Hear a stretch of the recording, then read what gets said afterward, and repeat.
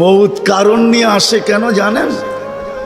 মালাকুল মৌত আল্লাহকে প্রশ্ন করছিলেন, দায়িত্ব তো দিছেন, পুরা করতে হবে, কোনো দ্বিমত নাই। কিন্তু মনে ভাবে মানুষ সারাদিন আমার নামের চর্চা করবে, খালি বলবে এই লোকটার কোনো কাজ নাই, শুধু সারাদিন গাজীপুরে ঘুরতে থাকে, যাকে মনে চায় তাকে উঠায় নিতে থাকে, সারাদিন আমার আলোচনা করবে, মানুষের মুখে মুখে থাকবে। তো আল্লাহ প্রতি উত্তরে বলছিলেন, সাআজআলু লিল মাউতি সাবাবা, আমরা মৃত্যুর কারণ বানায় দিব। ইয়াযকুরু সাবাব ওয়া ইয়ানসাক, মানুষ কারণ নিয়ে আলোচনা করবে, তোমার নাম ভুলেও নিবে না। এখন নাম নিতেছে ডেঙ্গু, কয়েকদিন আগে নাম নিছে করোনা, কখনো নাম নেয় স্ট্রোক করছে, কখনো নাম নেয় এটা সেটা, ঠিক না? হ্যাঁ, আরেকটা কারণও আছে।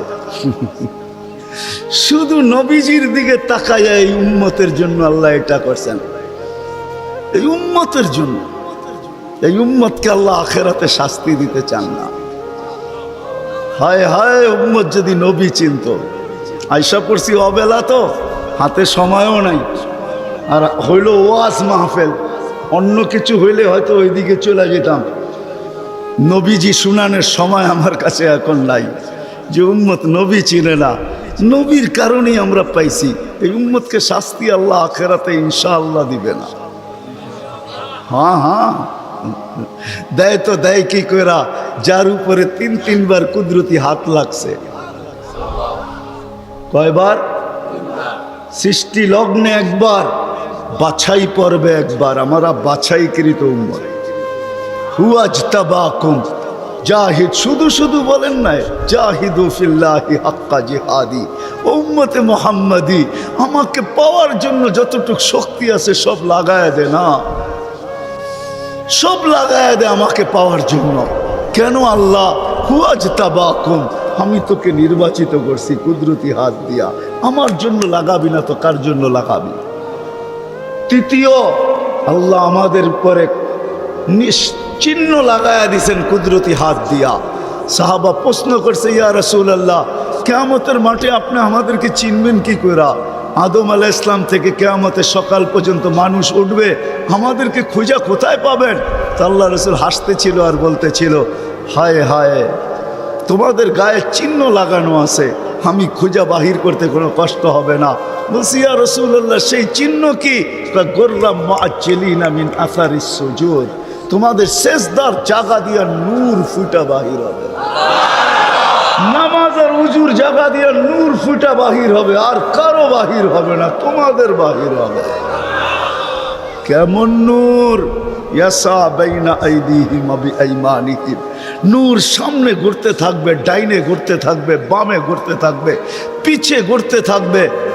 রিয়াদুস সালিহিনের কিতাবে হাদিসে আছে, নবীরা পর্যন্ত দেখা আক্কা বাক্কা খাবে। এরা কারা? উম্মত তো খাবে, খাবেই। ফেরেশতারা বলবে, চিনো না বুঝি? ঠিক না, সবাই শেষে আসছে তো কোত্থেকে চিনবা? তোমরা তো ওই সময় ছিলাই না। এটা উম্মতে মুহাম্মাদি, উম্মতে মুহাম্মাদি। আজকে এই উম্মত নবী চিনে না, দাবি জানে না। শেষ জায়গায় চলে আসছি, আর কিন্তু লম্বা হবে না। আল্লাহর দাবি আমাদের কাছে, আল্লাহকে রাজি করো। যদি এই ছোট জীবনটা সুখে থাকতে চাও, আল্লাহ পাওয়া ব্যতীত সুখ হবে না। রব্বে কাবার কসম, যদি আল্লাহ পাওয়া ব্যতীত সুখী হইতো, তাহলে দুনিয়ায় সবচেয়ে বেশি সেলিব্রিটিরা আত্মহত্যা কোনোদিন করত। সবকিছু পাওয়ার পরেও নিজের পিস্তল নিজের মাথায় লাগতো না। সবকিছু থাকা সত্ত্বেও নিজের টাকার কিনা রশি নিজের গলায় কোনোদিন লাগতো না। উন্নত বিশ্বে কোনোদিন আত্মহত্যার প্রবণতা এত বেশি হতো না।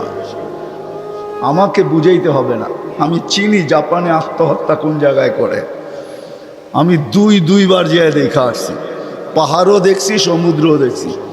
আমাকে বুঝাইতে হবে না, আমি চিনি আমেরিকাতে সেলিব্রিটি কয়জন আত্মহত্যা করছে, যাদের নাম মাটিতে পিতলের অক্ষর দিয়া খচিত করা আছে। আমি ওদেরকে চিনি লস এঞ্জেলিসে। আমি যদি না চিনতাম তাহলে আমাকে বুঝাইতে পারতেন। আমি চিনি ওদেরকে। সত্য এটাই, সুখ তো আল্লাহ পাইলে হবে। তাও এক কাপড় দুইজনের, একজনের এক কাপড় না, দুইজনের। নামাজ সালাম ফিরাইতে দেরি, উঠা দৌড়াইতে দেরি করে না। আল্লাহর রসুল ডাইকা দাঁড় করাইছেন, সালাম ফিরাইতে দেরি, দৌড়াইতে দেরি করো না। কারণটা কি? নামাজের পরে দোয়া আছে, তসবিহ আছে, তাহলিল আছে। আমি কথা বলি, তুমি শোনো না। চোখের পানি ছেড়া দিয়া বলতেছে, ইয়া রাসূলুল্লাহ, দুইজনের এক কাপড়। দেখেন দিলে লাগে কিনা। দুইজনের কয় কাপড়? এক কাপড় দুইজনের। আপনি সালাম ফিরান, আমি ছুটা চলে যাই আউয়াল ওয়াক্তে নামাজ পড়ানোর জন্য। খুলা দেই, নামাজ পড়ে ওই ঘরের সুখ দেখাইতেছি, সুখ। স্ত্রী স্বামীর গাল ধরা চিমটি কেটে বলতেছে, আমি জান্নাতি। বলছে, তুমি কি করে জান্নাতি? বলছে, কেন? সবরের জীবন চলতেছে, সবরের বদলা জান্নাত। কোনদিন তোমার কাছে চাহিদা তো দূরের কথা, নিজের মনের কাছেও করি নাই। অভিযোগ তো তোমার কাছে দূরের কথা, অন্যের কাছে দূরের কথা, মনে মনেও কোনোদিন অভিযোগ করি নাই যে আরেকটা কাপড় আনে না কেন। সুখ এটার নাম। স্বামীর চেহারাটা একটু মলিন হয়ে গেছে, তো স্ত্রী আবার চিমটি কেটে বলতেছে, চেহারা মলিন কেন? তুমি জান্নাতে চলে যাবে। আমি তুমি কি আমার মতো স্ত্রী পেয়ে শুকরিয়া আদায় করো না? তো হাসতেছে, বলতেছে, পাগলি, একবার ডেলি 100 বার। তাইলে শুকুরের বদলাও জান্নাত। দুজনে জান্নাতে যে ফুর্তি করবে। আজকে আমার সমাজ তো মনে করে দুনিয়াই সব শেষ, ঠিক না? আমার সমাজ মনে না করুক, যুবকরা তো মনে করে দুনিয়াই সব শেষ।